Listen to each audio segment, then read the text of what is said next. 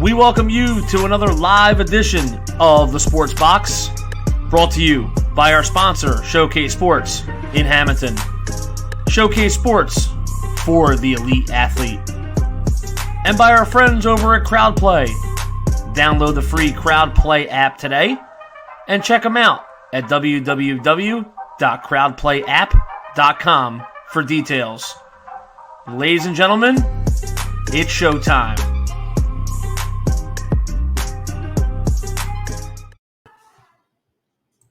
Hey everybody, welcome to Cage My IQ. I'm your host, D-Bake. Joining with me is my co-host, Jim. I'm doing great, my friend. How are you today?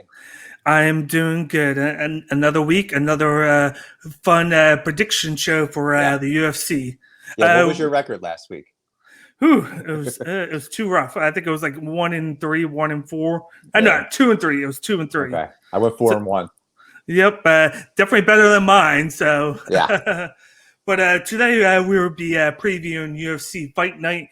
Dominick Reyes against his opponent Jiri Prochazka.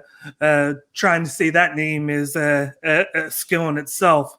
When you looked at this card, what was the first thing you thought of? It's a card full of people who most MMA fans who only watch the pay-per-views and stuff may not know. Yeah. It's also an up-and-coming showcase for fighters. And it's also a card that features some of the hardest pronouncing names I've ever seen in my life. But before we get started with that, once again, we are Cage My IQ, the best place for MMA content. You can follow us on Instagram, Twitter, YouTube, and Twitch. Right there to the left, those are our handles. And don't forget to subscribe to our YouTube channel so you don't miss any of the content that we put out or any of the interviews that we've been blazing out. Very quickly of late, we've been lucky enough to put out a bunch the past month.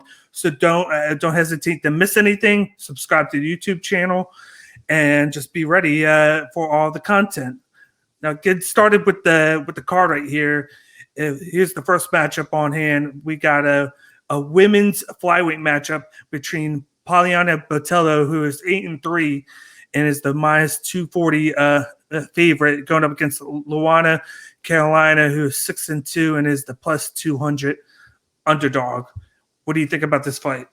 Yeah, this is a good matchup with Poliana coming in with an 8-3 record, like you said, but 6 of those wins have been knockouts. She's going up against Luana Carolina with a 6-2 record, but this is also her third opponent change. She was supposed to fight 2 other opponents before this, but both of these ladies are coming off a loss their last time out, one against Jillian Robertson and one against Ariane Lipski. With this matchup, I really see Poliana being too much on the feet for Luana. Like I said earlier, the 6 KOs for Poliana has to stand out for something, and she's got really good Muay Thai.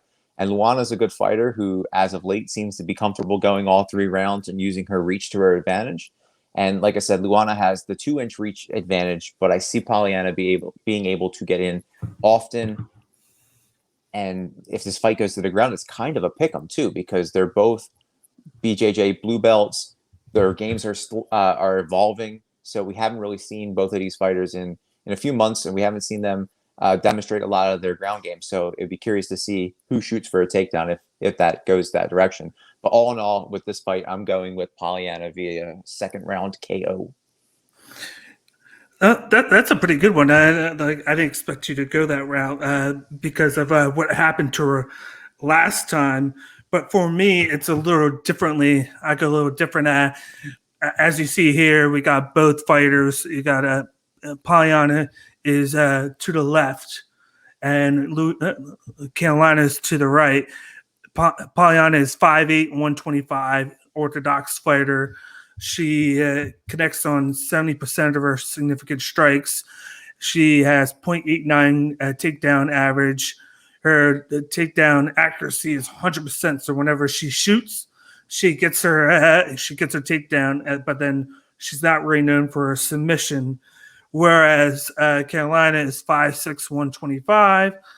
She's orthodox as well, but she averages 6.29 significant strikes per minute, and her accuracy it's a little bit lower. It's at 55%, and then she has no takedown and no accuracy with that because she doesn't go for that. But her submission average is 2.38. So she's more of a ground game in this matchup altogether. But for me, with this matchup, I think it comes down to the fighting styles. I feel like Botelho's going to want to stand up. Carolina's going to want to probably get this to the ground and get to the grappling because she's even though she has the significant strikes per minute is up, her bread and butter more so is the grappling and going for a submission. I feel like if Botelho is going to win this, her path to victory is going to be the stand up, and I feel like she'll be able to do that. And I feel like she'll take her shots, taking her down, but I feel like it's going to be more so she'll take her down and then let her back up just to like kill some of her energy, having to fight off. She'll probably lay on her and guard for like a minute and then let her up and then go back at it. But I actually have the same thing. I have Botelho with the second round TKO. Yeah, I think Botelho is a little different than most of the opponents Luana has faced. Yeah. Her hands are underrated. I mean, we've seen her struggle on the ground against Julian Robertson, but we've also seen Carolina struggle on the ground against Lipsky. They're both evenly matched. This is a very good fight, but I think that Polyana, even though Carolina throws a lot of punches often, I think that Polyana is more accurate. So I'm gonna ride with Polyana on this one.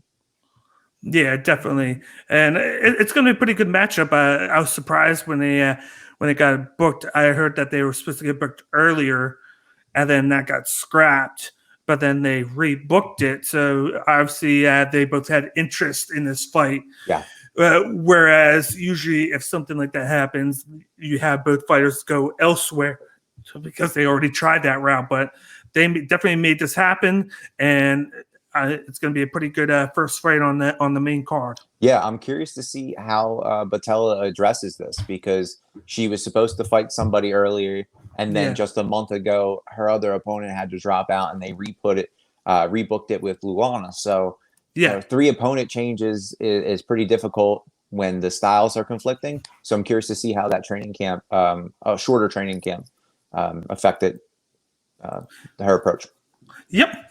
But let's move on to the second fight on the card, which is a bantamweight matchup, which we got Merab Dvalishvili, who is 12-4 and is the minus 240 favorite, going up against Cody Stamann, who is 19-3-1 and is the plus 200 underdog.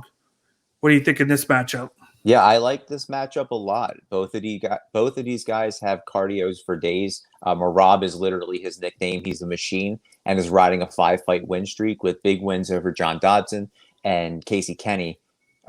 Now he welcomes Cody Stamann back to the bantamweight division. He went up to featherweight for 2 fights. Didn't really go his way up there. This is going to be a wrestle-heavy matchup, in my opinion. But I can see both of these guys mixing in flurries to disguise their shoots. And Cody has an underrated stand-up. He's got a few knockout victories, and could end this fight standing. However, Merab has a very unique sambo style, which he incorporates a lot of different spinning attacks and explosive takedowns. With this fight, I'm riding the hot hand, and I'm going with Merab Dvalishvili by decision. Yeah, definitely. As I bring this up again, you got Merab, who is 5'6", 135, orthodox fighter. He connects on 3.91 strikes per minute. He has a 56.81 accuracy, and then he has an absurd 7.71 takedown average per fight. And then his accuracy is 43.58. So he shoots for a lot. Yeah. And he connects on about half of them. And then he has a 0.29 submission average, whereas Cody Stamann is 5'6", 145. So he has extra 10 pounds to him. He's also an orthodox fighter, stance-wise. He gets about 4.14 significant strikes per minute. And then his accuracy for the strikes is 56.7. His takedown average is 3.03, where he averaged just about the same, just about half the accuracy rise. and then he doesn't really go for submissions at all. So, but I feel like he's more of the stand up and trade type guy. Like he'll go bow for bow with you, whereas Merab's going to go for the wrestling. Like he has a more established wrestling Sambo style where he pressures you forward, and he's going to look to do that. Whereas even though Stamann has the wrestling, I feel like he's going to know that Merab has that Sambo style, so he might look to abandon the takedowns and the wrestling. He's going to look to stand up and trade with him instead. And that's why I feel like Merab's going to get the upper hand, because he's going to have the upper hand from the beginning. Usually you're going to try and go for your own tactics and then wait until they don't work to then go to game plan number 2. But I feel like Cody's going to go to game plan number 2 from the start. So I think Merab's going to go after him. He's going to be able to pressure him forward, get him down several times. I think he's going to wind up getting 4 or 5 takedowns. I think that's how advantage-wise he's going to have. And he's just going to smother him. He's going to change guards, elbow him, and just wear him out to the point where he's not going to be able to do too much and even go for the wrestling if he tries to go back to it. And I have Merab winning this by a unanimous decision. I don't think he'll knock him or knock out or submit Cody Stamann, because he's a tough guy. But I think he's going to get so far up on the judges' scorecards that he's just going to ride a unanimous decision to victory. Yeah, Merab's a great point fighter. I believe the last 5 fights that he's been in has gone to decision. He faced a guy who's really tricky in the cage last matchup against Dodson, and was really able to kind of piece together a good point win. You know what I mean? Cody, on the other hand, went up. I think he fought Brian Kelleher at featherweight, and then he fought Jimmy Rivera a couple months ago, and we talked about this. I thought Cody Stamann was going to implement his wrestling more against Jimmy Rivera. He didn't even use it. He abandoned it. He tried to stand and bang, and he got outclassed by Jimmy Rivera. But Jimmy Rivera outclasses a lot of his opponents. Merab is a whole different animal than Jimmy Rivera, because Jimmy Rivera's put your head down. He's going to wear you down. Merab's going to dance around the cage. He's going to kick your calves. He's going to do like a tornado kick. He's going to look like a Mortal Kombat character out there. And then he picks you up and, does a wrestling move and almost suplexes you. He's got so much power. We really haven't seen Merab dominate it, except for like that Ricky Simone fight way back. I think it was in Atlantic City of all places, with that weird choke at the end where he was on his bike the whole time. He gets choked out, and he gets and Ricky Simone gets that submission win. So I'm very curious to see how Matt Serra and Ray Longo have really been working with Merab in the time off. He's a training partner with Aljamain in the same division. So, that Serra Longo camp puts out a bunch of studs. So I'm curious to see if this is that next step for Merab to kind of break into, a bigger name. Not no offense to Cody Stamann, but like a top 6 opponent. Yeah, and they're not afraid to do the wrestling. They're not afraid to. They know that that's their bread and butter. So they're gonna push that against their will no matter what. Well, I feel like with Cody, like you hit the nail on the coffin right there with Jimmy Rivera. I think he was scared to because Jimmy Rivera has a wrestling background too. Yeah, I feel like whenever he goes up, Cody goes up against a guy with a similar background, he gets afraid to use that, so he just uses the stand-up game. And you got to be able to have complete confidence in yourself no matter what. Even if the guy has similar style, you use that to your advantage. Even if he does, you use that. You act like you're going for the takedown, and then you go and shoot. Which with the combinations, you can use that to your advantage. But if you're just going to completely abandon it, that's not going to work.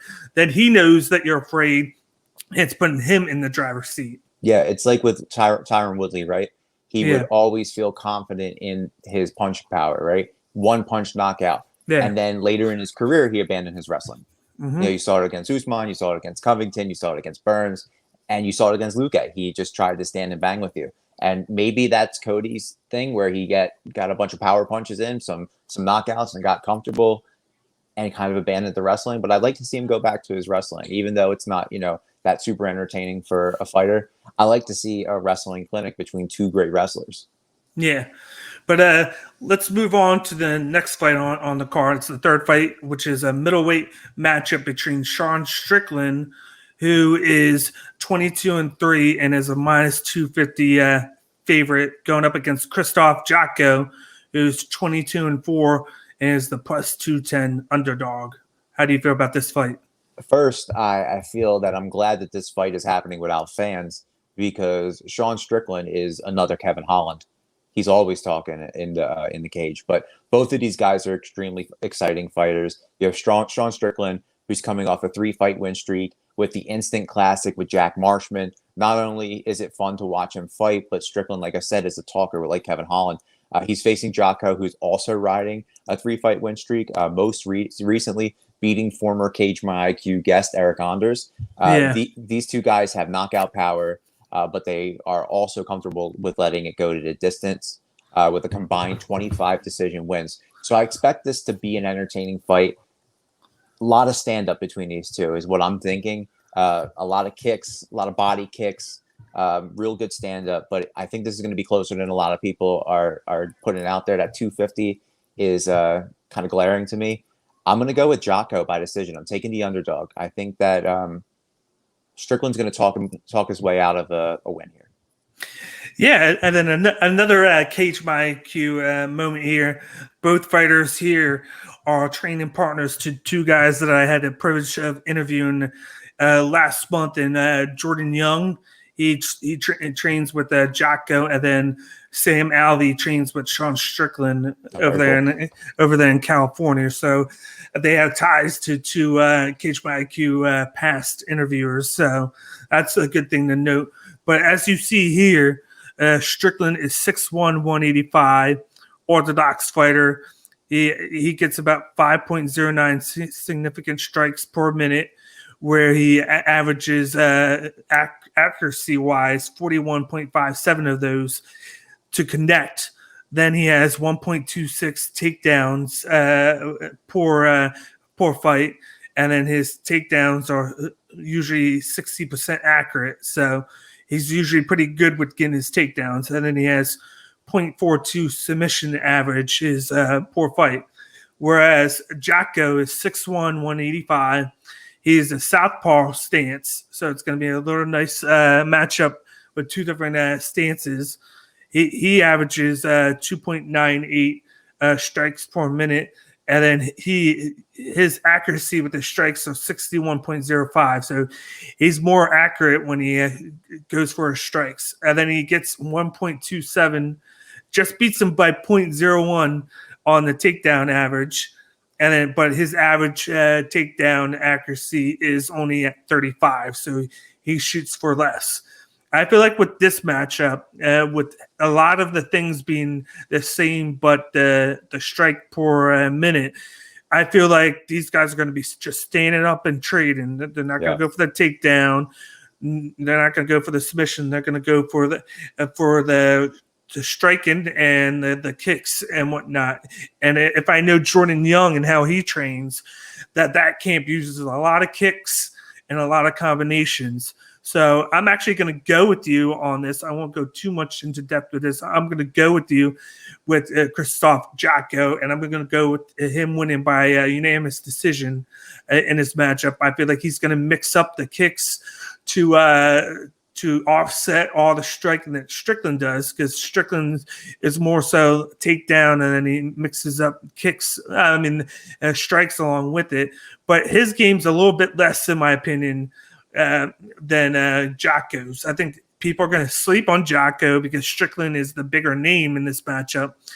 And I feel like he's going to come in too overconfident because of that. And I feel like he's going to not go with the takedown because of it. He'll think, all I have to do is knock him out in this matchup. All I have to do is my striking, and he's gonna get caught by surprise by Jotko, who's gonna get ahead on the scorecards with his kicks and the striking. He's gonna do a lot of kicks to the legs to slow down Strickland, so he can't go to the takedowns when he realizes that he's gonna need to. And Jotko's gonna win this by unanimous decision. Yeah, it's an even fight. I'm surprised the numbers are where they're at, because these guys are, like you said, almost virtually identical. They just have a strength in two different categories. This it's kind of weird because, like, if you go back to the Strickland and Marshman fight, Yeah. Strickland was open for punches, and he was allowing Jack Marshman to take shots at him, but Marshman's gas tank was empty. Yeah. Where Jocko's got a pretty good gas tank, so you can't play those games. You can't take those risks. And it's no offense to like, I always feel bad when I'm picking against people because I know you're an active interviewer, and I don't want them coming on and be like, "You guys don't pick against me." But yeah, I'm gonna ride with Jocko this time, but I expect a pretty explosive fight. Me too. It has the makings to be the underlining fight of the night type of atmosphere with these two, and I feel like that's my pick. This is my pick to be the fight of the night. It's either this or the next matchup, but as long as Strickland does what I think he's going to do and doesn't give his full effort in because he thinks he's going to just have it in the bag, then I think it's going to be a long day at the office for him. Yeah, this is going to go to full 3 rounds, I believe, just like you said. Yeah, definitely. But let's move on to the fourth fight on the card. By the way, there's 6 fights on the card compared to 5, which is nice. So instead of having 5, there's an extra one, which is always good. But the fourth fight on the card is a light heavyweight matchup between Ian Cutelaba, who is 15-6 and is the minus 140 favorite, going up against Dustin Jacoby, who is 14-5 and is the plus 110 underdog. How do you feel about this fight? This is a matchup like we see on a lot of these cards where the 2 records are going in an opposite direction. On one side, you have Cutelaba, who is looking to get his first win since 2019, and Dustin Jacoby, who is looking to score his 5th win in a row. For Ian, this must be a welcomed opponent since his last 2 fights were against the same fighter, and then he had to battle COVID, and there's a lot of layoffs for Ian in the last year and a half. And I'm sure he's looking forward to fighting somebody new, especially an orthodox fighter who is unlikely to shoot for a bunch of takedowns. For Jacoby, he's going to be more of the stand-up kickboxer, looking for the knockout. And I'd like to see Ian utilize his Greco-Roman wrestling background to kind of wear Jacoby down. I know you were talking about that earlier in the previous fight. Just lay on you, point fight from the bottom, control the ground. But with this fight, I'm actually going to go with Jacoby by 2nd round KO, another underdog pick, because every time I pick Ian Cutelaba, he loses, and I feel like I am his Achilles heel. So I'm going to go against him with this one and take the underdog. I don't know what's in the water with us today, but you read my mind with this matchup as well. So I'm going in the same direction as you. But we got Ian Cutelaba, who his last fight got beat in the rubber matchup against Magomed Ankalaev. Like he complained about the matchup, and he just got completely destroyed by one of Habib's henchmen, is what I would say. Nice. And then you got Dustin Jacoby. If you know his story, it's a really good story. He made it to the UFC 10 years ago, had a small stint, and then got released. And then about a few months ago, he was on the Dana White Contender Series, and he made it on there and had a very nice showing on there. Got a contract. Had his first fight back in 10 years, and now he's getting booked into this with Ian Cutelaba. He had a great showing in that fight, and he's a knockout guy. He's a guy has a little bit of boxing background. When he throws down. He knows exactly what he's doing. Like he's sold into that at his age, so like he's not taking anything for granted this time. But Cutelaba is 6'1", 205. He has a southpaw stance. He gets 5.10 significant strikes per minute, and then his accuracy with that is 39.85. His takedown average is 2.41 takedowns per fight, and then his accuracy with that is 71.43, which is crazy good. Exactly what you said. He should be leaning towards that, whereas he has 0 submission accuracy. Yeah. Then you got Jacoby, who is 6'3", 205. He's an orthodox fighter. He averages 3.68 significant strikes landed per minute. And then his accuracy is right there in the middle, 50%. Then his takedown average is 0.22. and then his accuracy with his takedowns are 100%. So whenever he shoots for a takedown, he gets it. It's just not going to be as often. Yeah. So with this fight, it's the batter of a wrestler, a wrestling style background against a brawler. That's what I say, a brawler and a wrestler. So it's the underlying is whether Cutelaba is going to be able to get his takedowns and keep Jacoby on the ground. Yeah. And avoid the shots, whereas Jacoby needs to avoid the takedowns and then keep the fight standing, because if he does that, he has the better striking game, and then he has the better power strike. If he can land one of those, he can finish Ian Cutelaba at any moment. And just like you said, this is a battle of two guys going in opposite directions. Cutelaba was one of those guys that were very highly salted like a year ago, and now he's going on downwards, whereas Jacoby's come back into the dance, his second stint in the UFC, and he had a great showing on the Contender Series and a great showing in his first fight back, and he's going to want to continue to rise up into that top 15 range of the light heavyweight division. And I feel like he's going to win by second round knockout. I feel like the first round might be Cutelaba getting his game going. He's going to get one or two takedowns, but I feel like he's going to wear himself out a little bit. And I feel like he's going to not defend himself to the best of his ability. And all it's going to take is that one shot by Jacoby to lay him out. And I feel like he's going to have that one shot in him. And Cutelaba is going to be on the ground in the second round. And Dustin Jacoby is going to have his hand raised in victory. Nice. It's going to be tough. It's going to be tough for Cutelaba to kind of shoot in as Jacoby's flurrying kicks in there. He's going to have to work on catching those kicks, and I'm sure he did in this camp. When you go up against a kickboxer, you're going to have to try and negate his ability to land those big shots. So maybe what you can expect from Cutelaba is to kind of wear down on the wheels of Jacoby. Pepper in some kicks of his own, those back calf kicks that is really popular right now, and try to hobble Jacoby. You can even look to see him take like the Anthony Smith approach, right? Where Anthony Smith threw that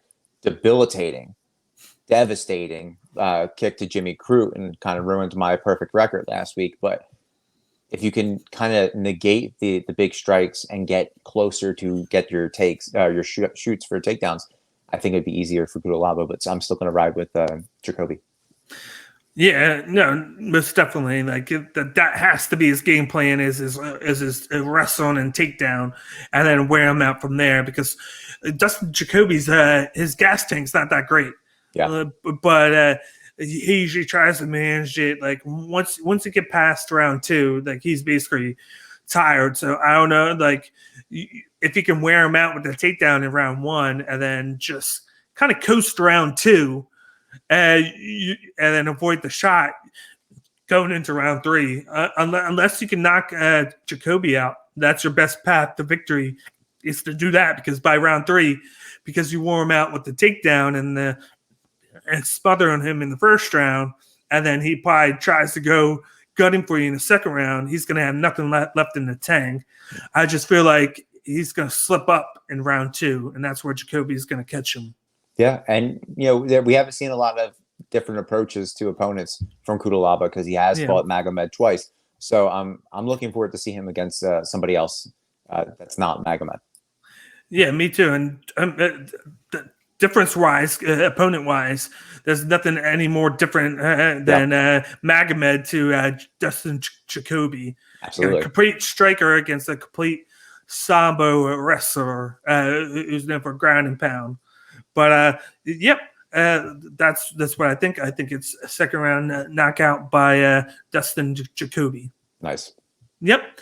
But let's move on to the co-main event of the evening, which pins a featherweight matchup between Cub Swanson, a mainstay of the UFC, going up against Giga Chikadze, where Cub is 27-11 and is the plus 135 underdog, and Chikadze is 12-2 and is the minus 155 favorite.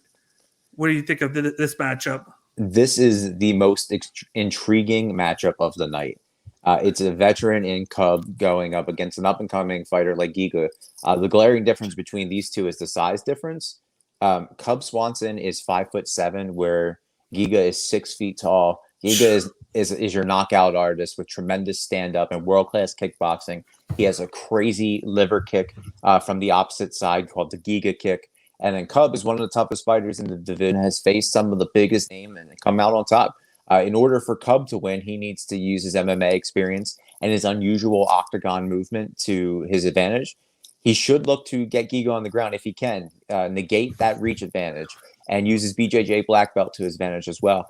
With Giga, his game plan is to go in and knock out his opponent in highlight-worthy style and collect 50 Gs like he's normally out there doing. I'm a huge fan of Cub, but I think this is a really tough matchup for him.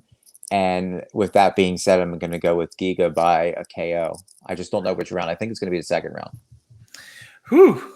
We finally have something different here to gun with, because I'm thinking the complete opposite. Like just like you said, Giga comes in, he's a knockout artist. He has the height, 6 foot, whereas Cub Swanson is 5'8", and he's coming in at 145 pounds. They're both 145 pounds. They're both orthodox. But before I break it down into this, the one thing that I've noticed with Cub Swanson is he's a veteran of the UFC. He's won about 10 Fight of the Night bonuses and honors. And a big thing with him is his cardio. He has one of the best cardios in the division, and he's a very explosive fighter with that. So if there's anything that can combat the knockout power of Giga, it is Cub Swanson.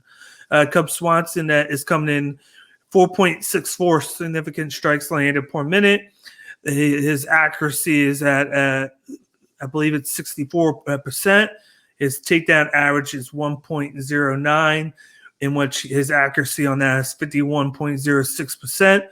And then he has a 0.45 submission average, whereas Giga, his 3.45 is his significant strikes landed per minute. His accuracy on that is 44.93. His takedown average is 0.38, and then accuracy on that is 33.33% with no submission average at all. The way I think this is going to go is Giga's going to come in. He's going to look for the explosive knockout. He's going to come in guns blazing.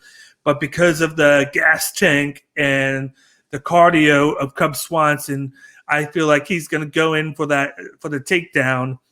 Like it says before, he averages 1.09 per fight. I think he's going to use that to his advantage, that he has that background. And that's how he's going to surprise Giga. He's going to take him down to the ground, knowing that he has the cardio, and he's going to try and wear him out a little bit on the ground, and then mix a little bit of his explosive striking on the ground and up top. Giga's going to come into unknown territories with that, in my opinion.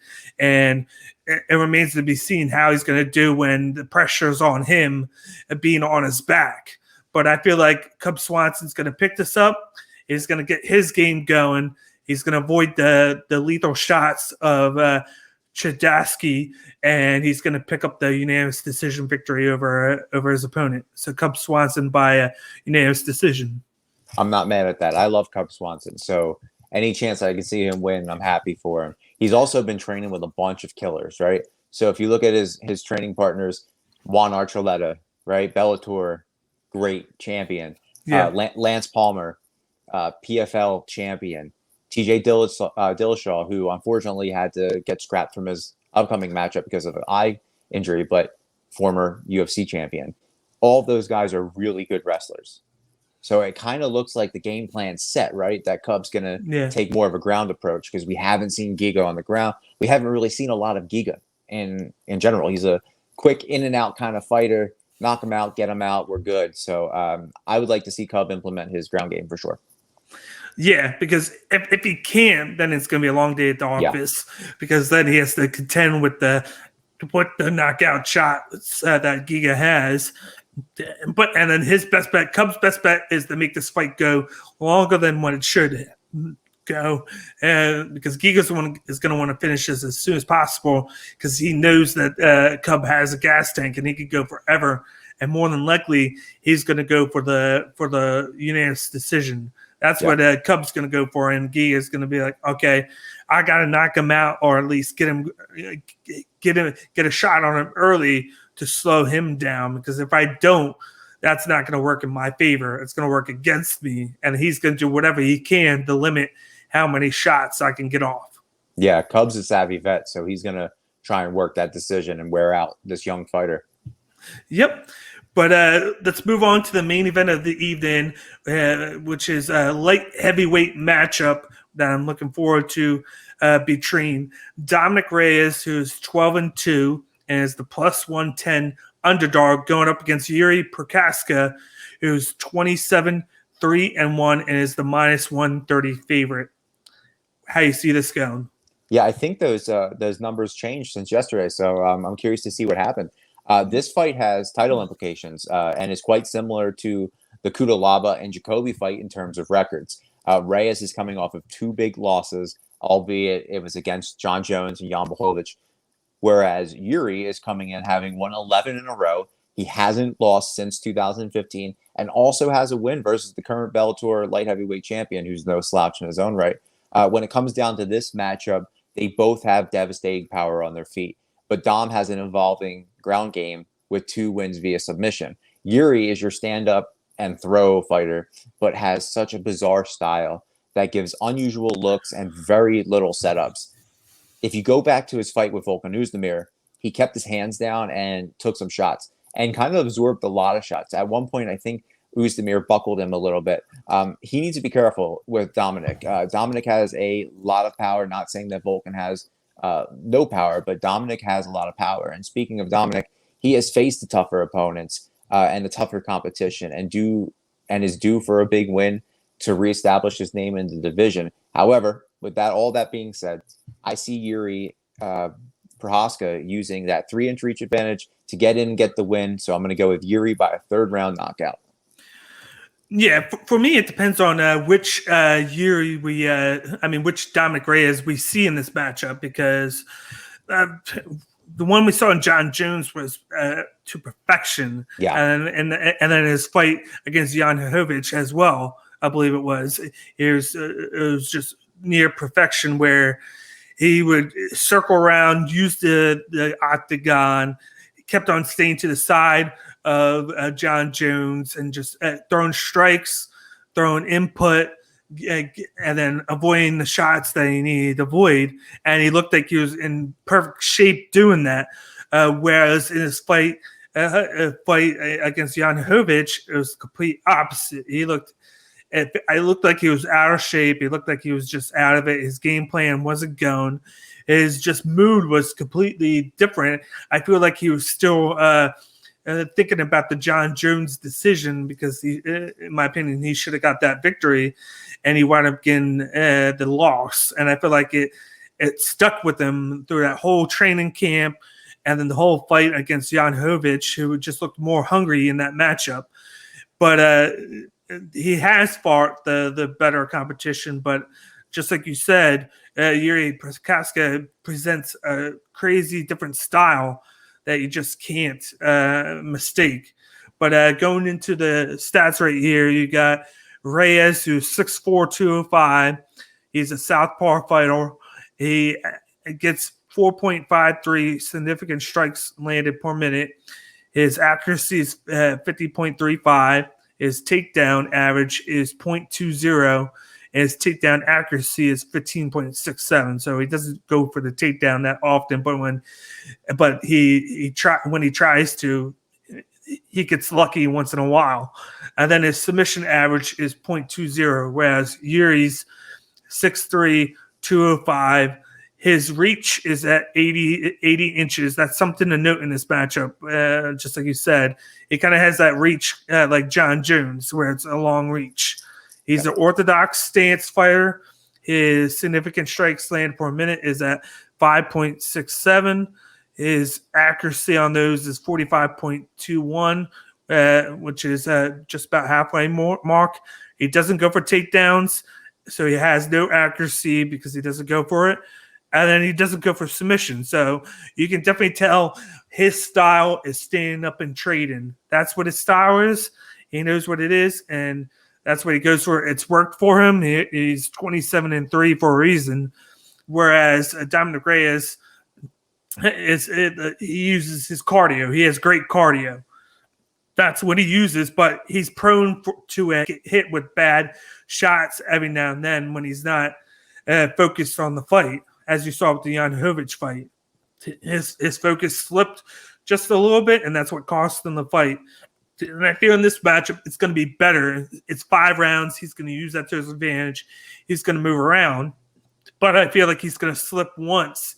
He's going to get clipped in the chin, and I feel like he's going to be winning up until round 4, and then I feel like he's going to get caught with the punch, and it's going to put him to the ground, and he's going to lose by 4th round knockout.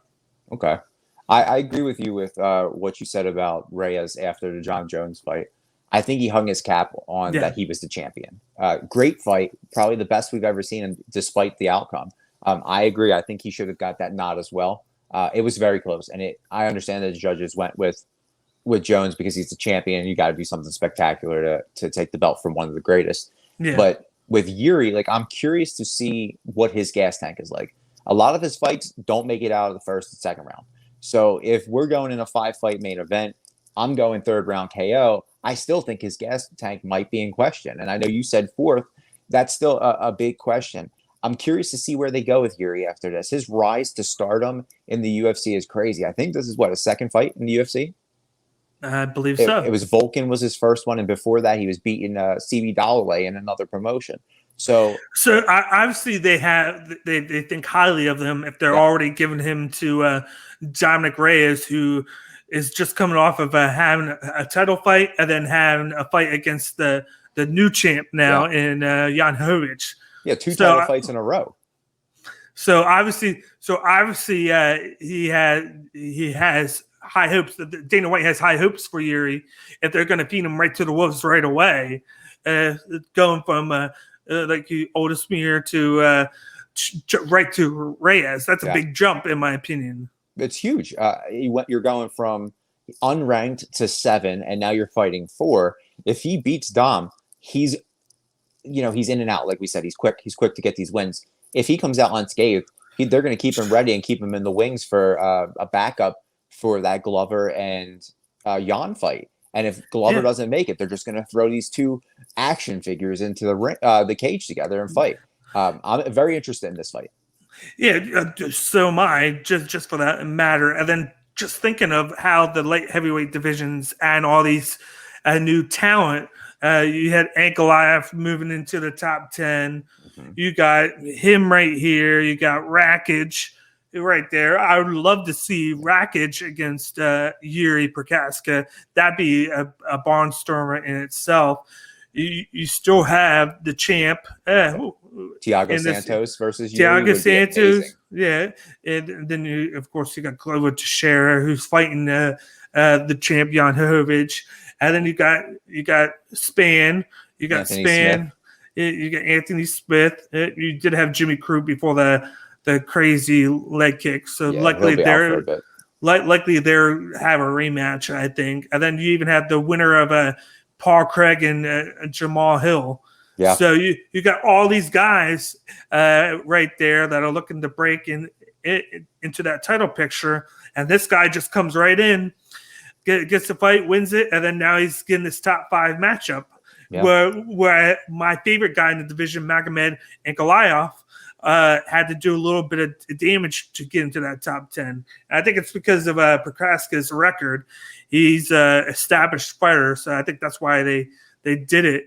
But if he wins this matchup, it'll be hard pressed to think that he doesn't deserve at least a number 1 contender fight.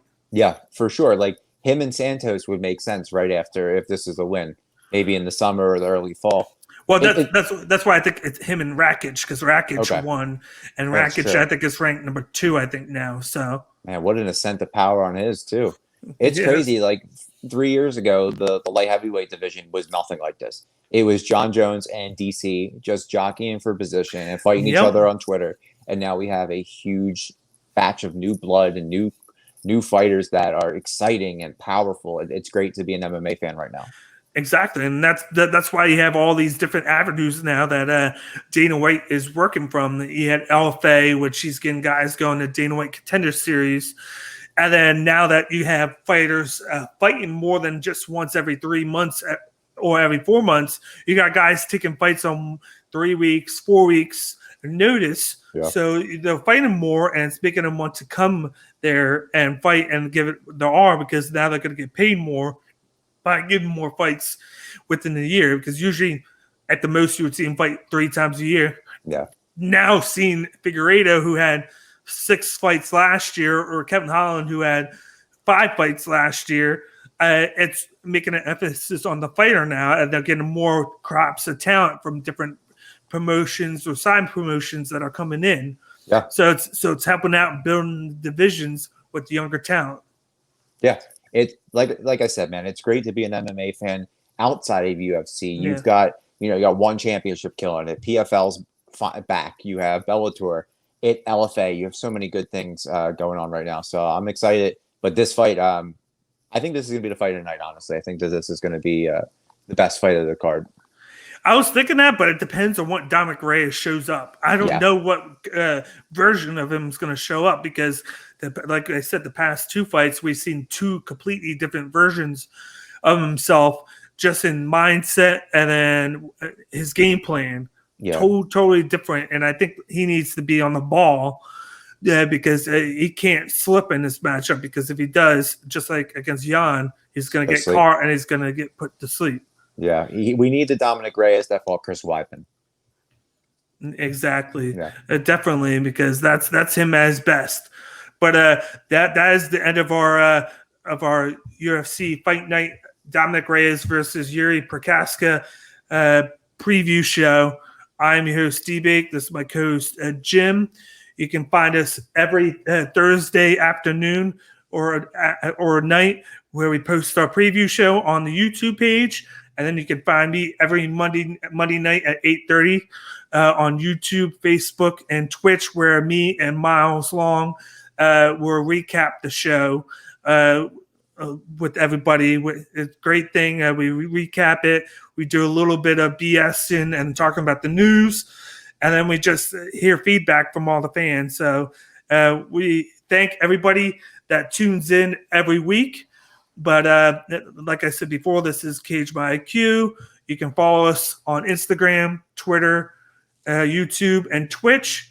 We're the best place for MMA content. And don't forget to subscribe to the YouTube channel, because that's where we store all the past content. So if you miss anything, just subscribe to that channel and go back and watch it and comment on all the videos and let us know what you think, so we can get back to you.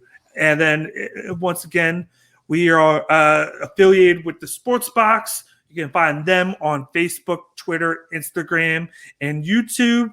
Got a whole bunch of different podcasts on there for every different sport. So whatever you are into, more than likely, we have a podcast for you. But once again, this was the UFC Fight Night preview. You guys have a wonderful rest of your night. See ya.